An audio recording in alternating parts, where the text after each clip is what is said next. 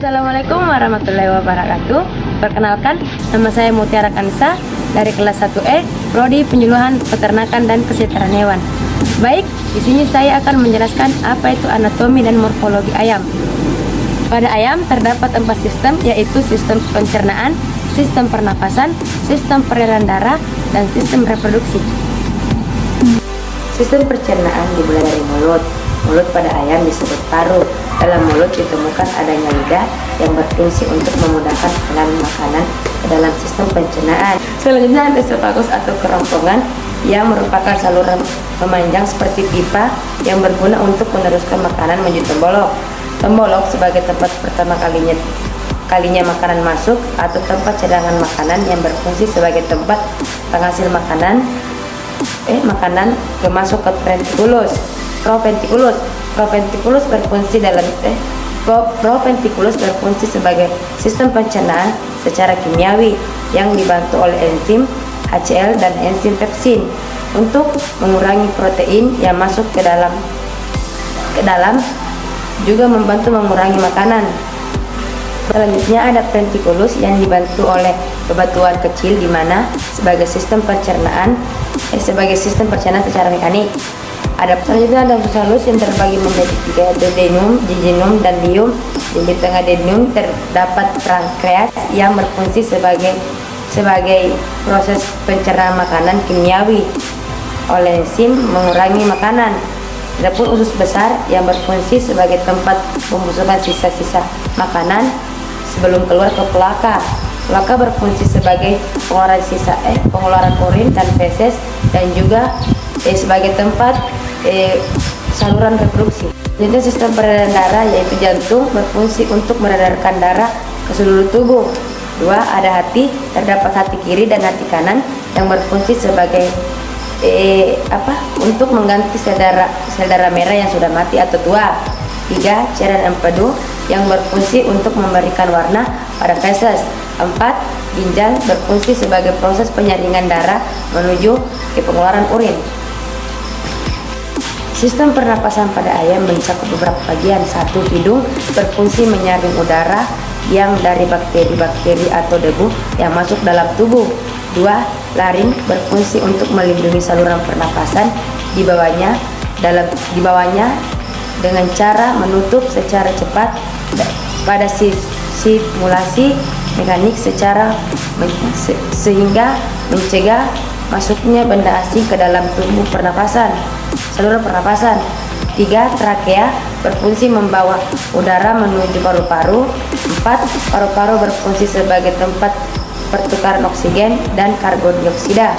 5. Kantong udara merupakan selaput tipis berbentuk seperti balon yang berfungsi untuk membantu pernapasan.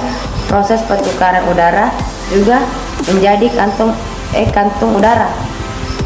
Sistem organ reproduksi pada ayam betina. 1. Yaitu ovarium adalah organ ini terdapat di daerah kiral ginjal, di antaranya organ dada dan organ perut pada garis punggung sebagai penghasil ovum. 2.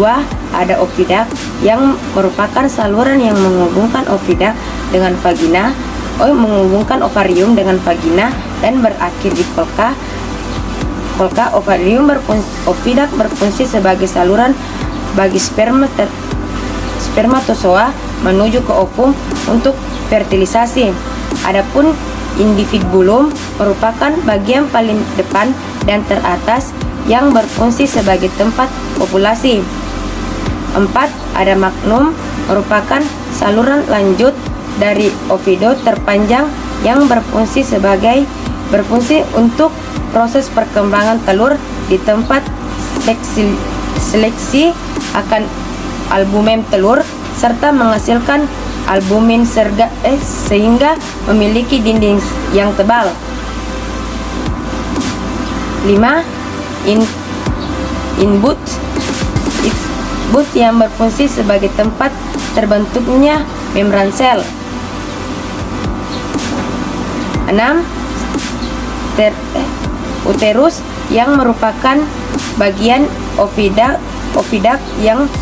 yang melebar dan memiliki dinding yang kuat dan panjang yang berfungsi sebagai tempat perkembangan telur paling lama sekitar 18-20 jam. 7. Ada vagina, merupakan tempat paling belakang oviduct yang diakhiri dengan bentukan polka yang dibagi akhir saluran reproduksi.